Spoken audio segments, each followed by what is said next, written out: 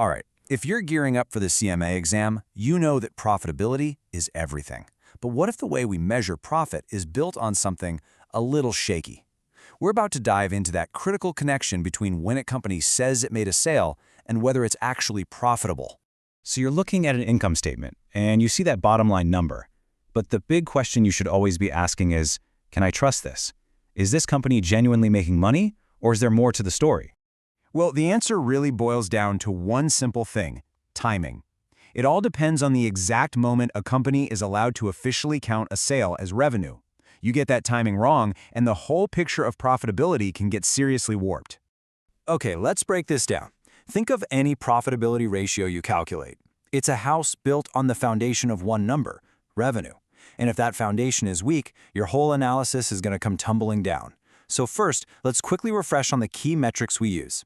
First up is the gross profit margin.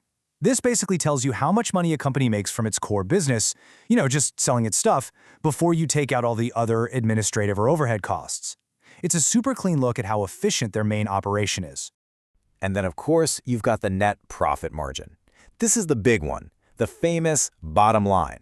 It's what's actually left for the shareholders after every single expense. We're talking rent, salaries, interest, taxes, the whole shebang has been paid. It's the ultimate test of profitability. And this right here shows you exactly how that works in the real world. You can see that after they paid for the goods they sold, they had a gross profit margin of 19.4%. Not bad. But look what happens after you subtract everything else. That net profit margin, the true bottom line, shrinks all the way down to just 4.5%. See? Both numbers are vital, but they both start with that top-line sales number being accurate. So if that top-line number is so important, how do we make sure it's solid? Well, it's not a guessing game. Accountants follow two really fundamental principles to decide when revenue can officially be counted. First, let's just be super clear on what revenue even is. It's not just cash in the bank. Technically, it's the inflow of assets, like cash or accounts receivable, that a company gets from its main day-to-day business. Selling stuff, providing a service, that's revenue. Now, this is the crucial part. For revenue to be recognized, it has to meet two conditions. First, it has to be realized or realizable, which is a fancy way of saying you've been paid or you have a legitimate claim to get paid soon. And second, it has to be earned. You actually have to have done the work. You can't have one without the other. It's that simple.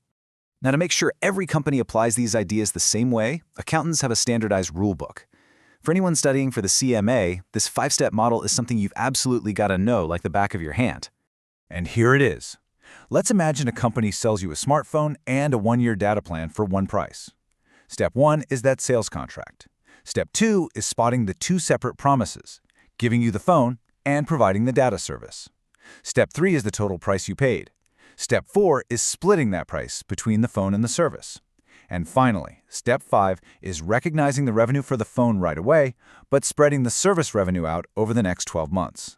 I really want to zoom in on Step 2, because that's where the magic happens in today's economy. In that phone example, the physical phone and the year of data service are separate, distinct promises. They're what we call performance obligations. This model forces companies to unbundle those promises and account for them separately. And that's exactly why this model exists, to stop companies from making common mistakes. The biggest one? Ignoring those separate promises and just booking all the cash on day one.